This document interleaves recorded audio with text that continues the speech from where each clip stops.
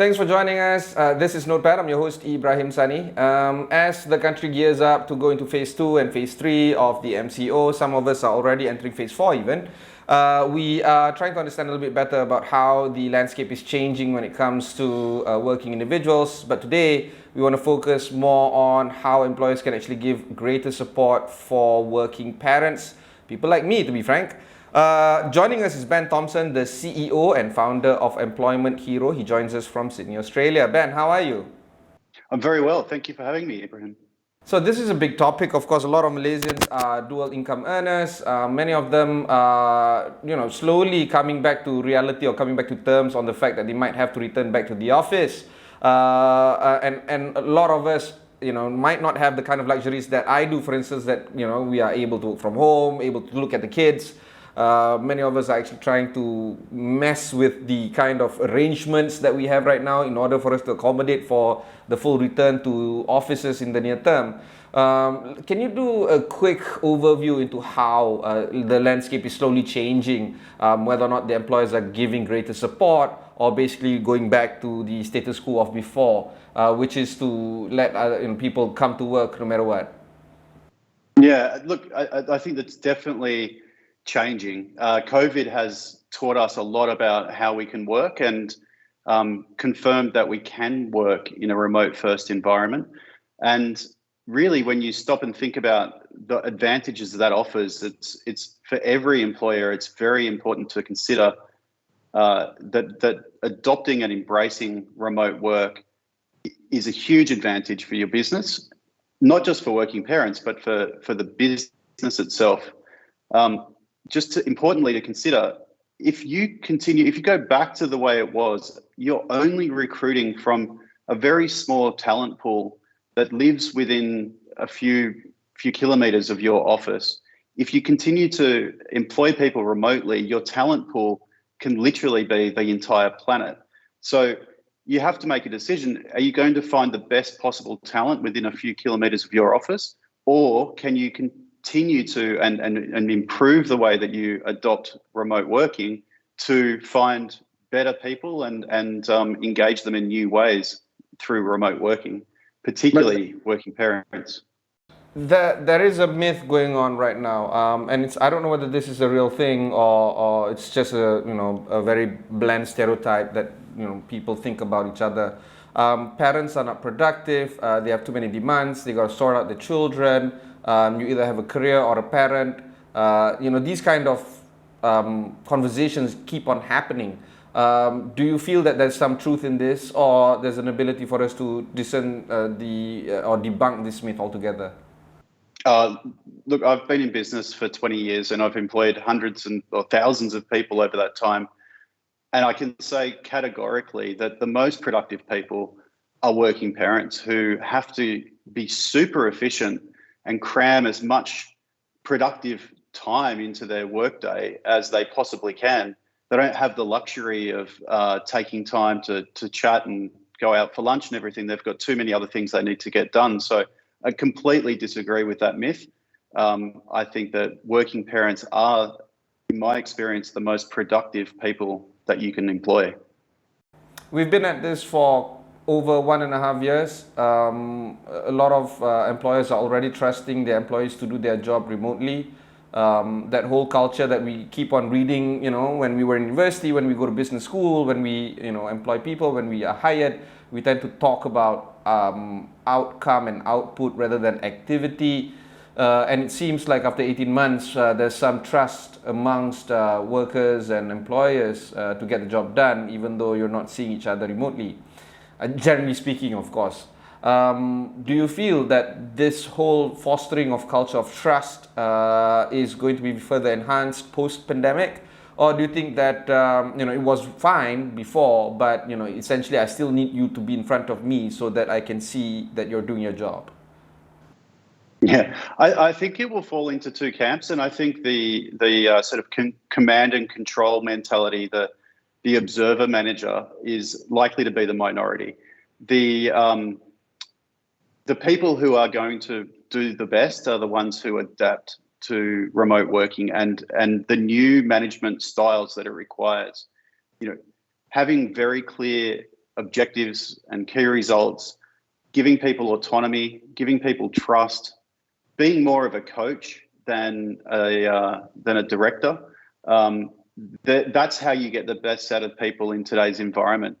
Giving them goals that they find challenging, but that they're motivated to go out and achieve is the best way to get humans working in the best possible ways. So yes, there will still be two different types of business or managers, but the ones that do best are the ones that really embrace the flexibility and autonomy that we now have available to us. All right, Ben, we'll go for a short break. When we come back, we'll continue our conversation with the founder of Employment Hero.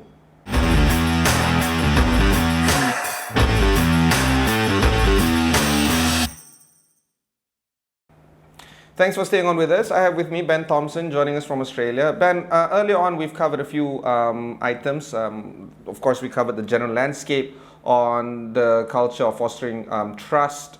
We talked about the upside of employers if they tap into employees who are remote, who are virtual, who are global. You're tapping into a far wider audience or capture audience in terms of potential employment pool.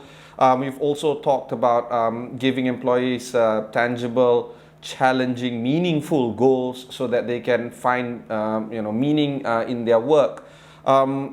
These are some of the items that we've spoke about earlier. Maybe you can help us list down some tangible ways organizations can do to support working parents, particularly at a time when most of us are slowly returning back to the office.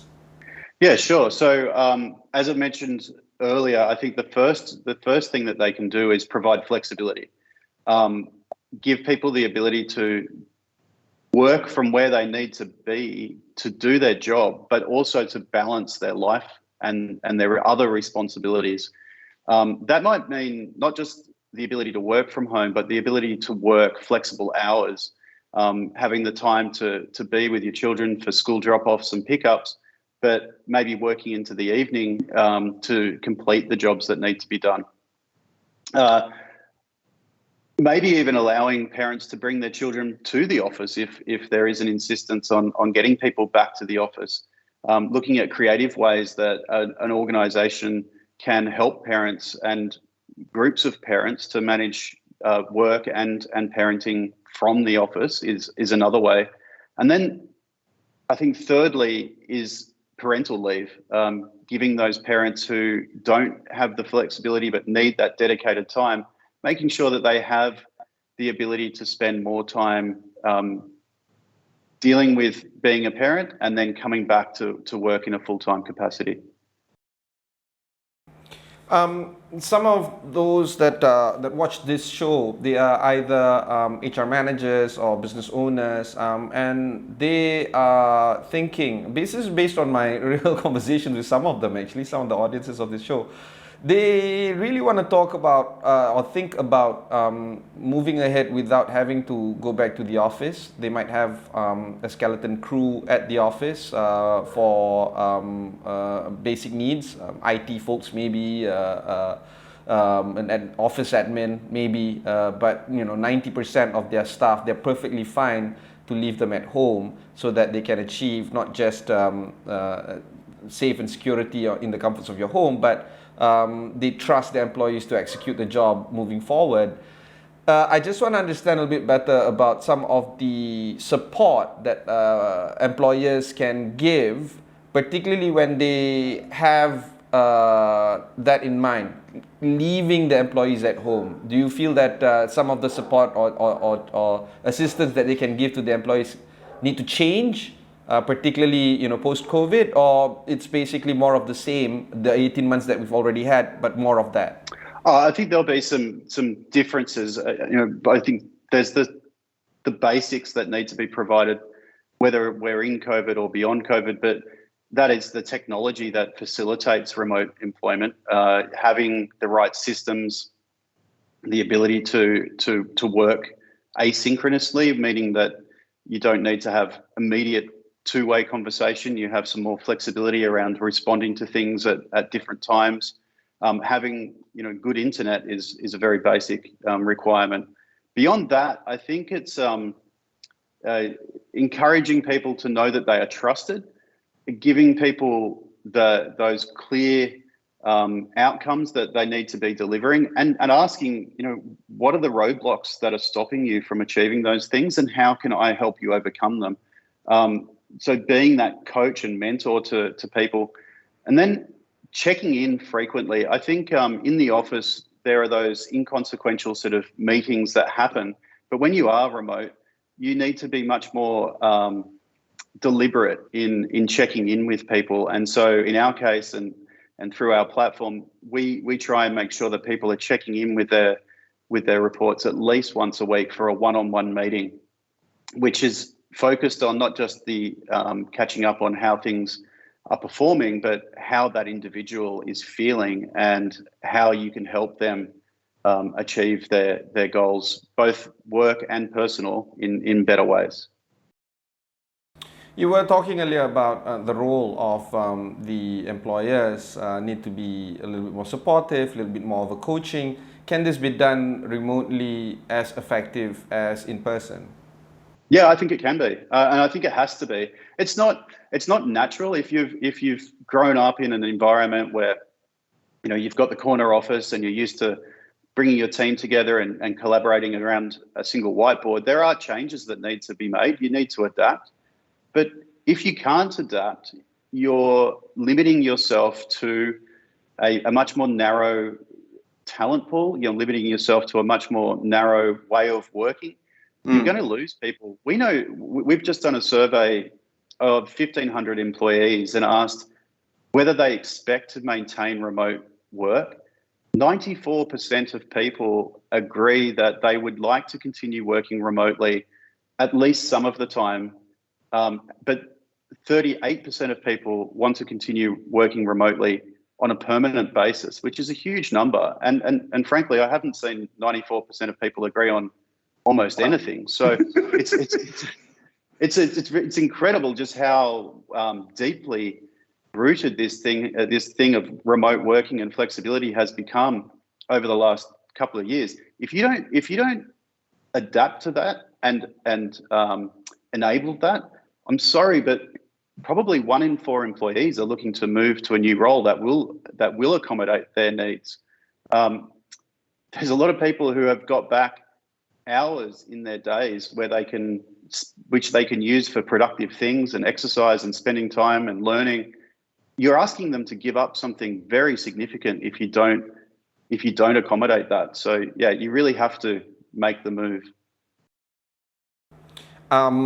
Not wanting to sound like I'm tooting my own horn, but I feel that even with our employer right now, we are practically trying to achieve that flexibility of having working from home versus working from the studio.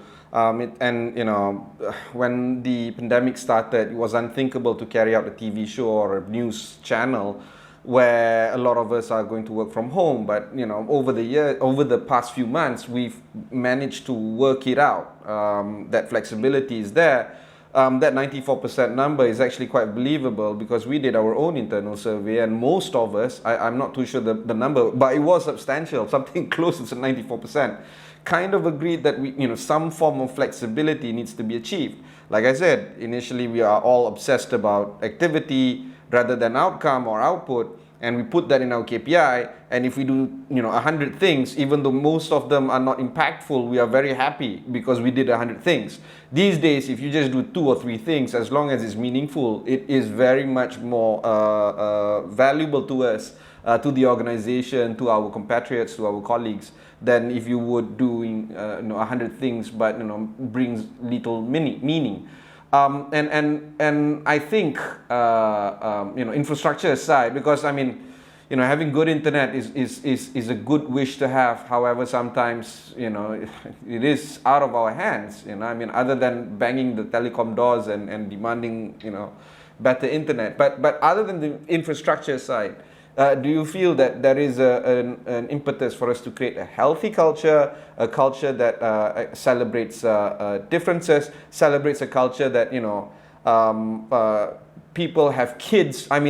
Just before doing this interview, I was yelling at my kids I was just begging them, can you stay silent for just 20 minutes? Daddy has to do this. So was I. Yeah. Not your kids, but I was shouting at my kids too. Yeah, I mean, so begging them for 20 minutes of silence is actually kind of quite a bargain, because, okay, I'll stay silent for 20 minutes, then I can be noisy for the next 3 hours, that kind of relationship. So it's a lot more, harder in terms of building relationship with your kids, with your spouse, with your partner, with your employers, with your employees, So I don't know whether this is a, can we celebrate these kind of opportunities for us to harness greater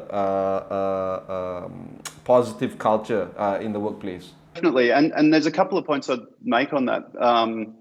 Firstly, it's not just working parents, but I completely agree that working parents have an opportunity with this flexible working arrangement, but so do carers. People who are caring for their elderly parents or people living with disabilities who can't travel to a workplace. And most importantly, and it sort of comes back to your point around the internet and the telcos, but if there is a world with good broadband internet, then where you live shouldn't be a barrier to where you work.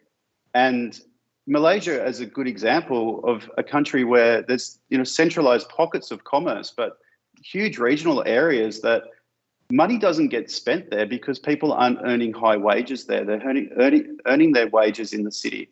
If you move to a remote first environment and you had the internet to do it, you'll find that the money gets spent all over the country. And rather than having a few pockets of highly developed areas, you have more money for everybody. And I think remote work can become probably the world's biggest source of lifting people into a higher economic well-being state, because you don't need to move to go and get a good job anymore. Now, it does require good internet, but the thing that I think many people are missing here is that companies like SpaceX already have 1,500 broadband satellites in the sky today.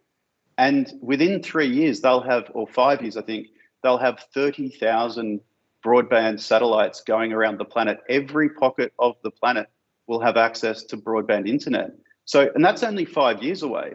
So employers need to be thinking now, remote working gives me access to a broader talent pool. It's more inclusive. It makes people happier.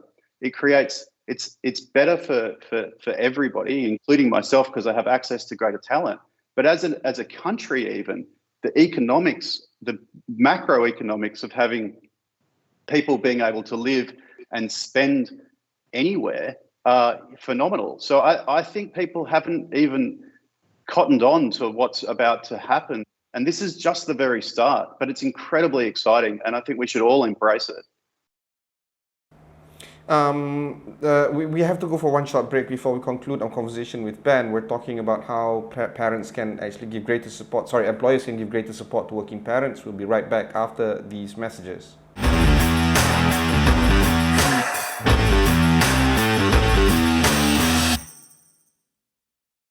Thanks for staying on with us. I have with me Ben Thompson, the founder and also the CEO of Employment Hero. I want to conclude our conversation with this.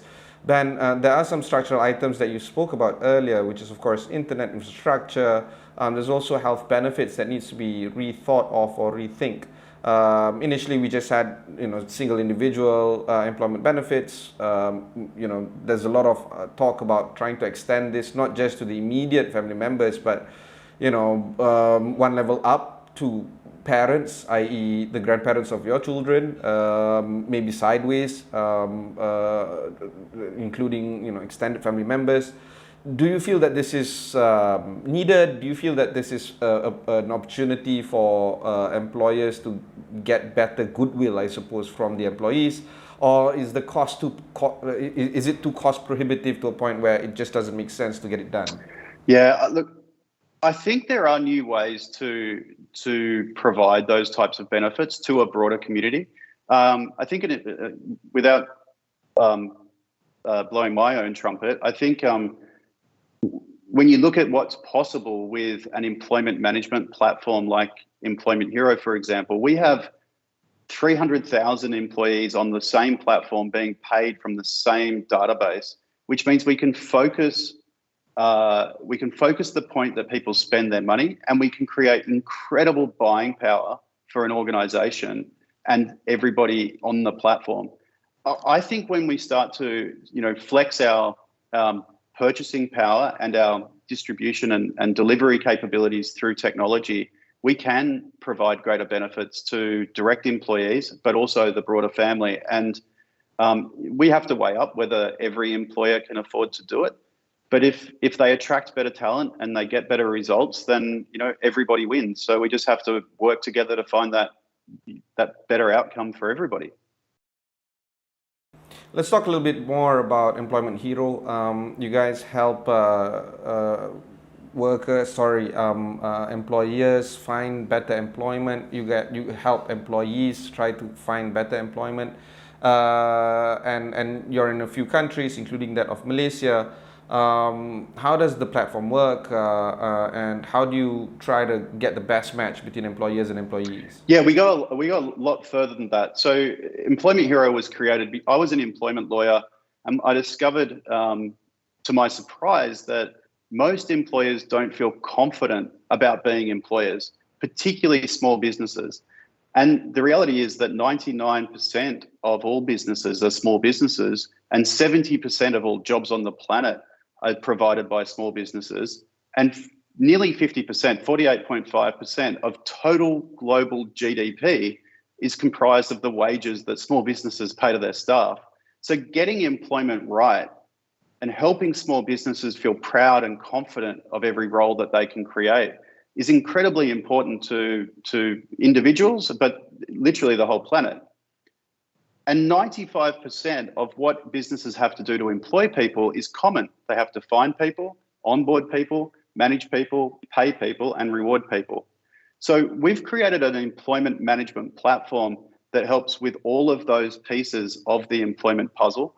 It's a single platform that does the entire employment lifecycle from hiring to retiring.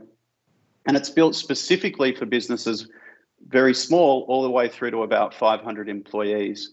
And we've recently, through COVID, we've tacked on one other thing, which is the ability to hire people anywhere on the planet.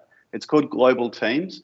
And it means that businesses can now find and engage people remotely, whether it's locally or internationally. They can do it all through one platform. Do you feel that on the fundraising side of things, do you feel that now is a good time to fundraise, to get a little bit more ammunition into the business? Or do you feel that the growth that you guys are going through right now is actually quite okay? We're growing very quickly. We grew 113% year on year last year, and that was the same the year before. We've grown at 100% year on year since we started 7 years ago. So growth is great. We just raised again recently, so we currently have a good war chest of money, but it is a great time to be raising capital. The I think $9 trillion of government stimulus that's been injected into the global economy during the COVID pandemic has led to a surplus of investment funds, and I don't think there has been a better time to be raising capital than today. Final question to you is this: I can't speak for businesses that you guys, markets that you guys are operating in, but in Malaysia, the Small and Medium Enterprise Association estimates about 400,000 of SMEs have shuttered, have closed their business during the pandemic, out of 1.2 million businesses, basically 1 in 3. And I'm not too sure whether or not these businesses that have closed will reincarnate themselves and come in another way or shape or form. But it's worth noting that the 800,000 businesses that are estimated to continue to still go on post-pandemic, they might face a different world altogether. So generally in the landscape of doing things, it's not going to be the same. That's the moral of the story here. How do you reach out to these employers and these business owners and tell them that perhaps it's for the better, that you need to be nimble, you need to adapt, you need to change? What would be some of the messages that you want to reach out to those that have succeeded, I suppose, however terrible the term is, to come out of this pandemic? Yeah. Well, firstly, my heart goes out to any of those businesses that have shut down and won't come back, because I honestly believe that small business owners are the salt of the earth. They're the people that make the economy grow, and they're the people that take the greatest risks to create jobs. So, spare a moment for those people. The ones who have come back, the thing I would say is that, life is creative destruction. Things get created and destroyed, and the things that regrow in the places where, the large trees used to be, they've got the opportunity. Right now, there's probably, if we just had a large section of the SMB community removed because of this pandemic, then there's more light to shine on everybody. There's more technology to help them do things better and faster and more efficiently. And there's more talent willing to work in new and incredibly exciting ways. You have to grab those different pieces and bring them together to create something new and valuable. And there's plenty of capital, as I just said, there's plenty of capital around if you're raising capital. And, in many ways, it's the best time to be starting a business.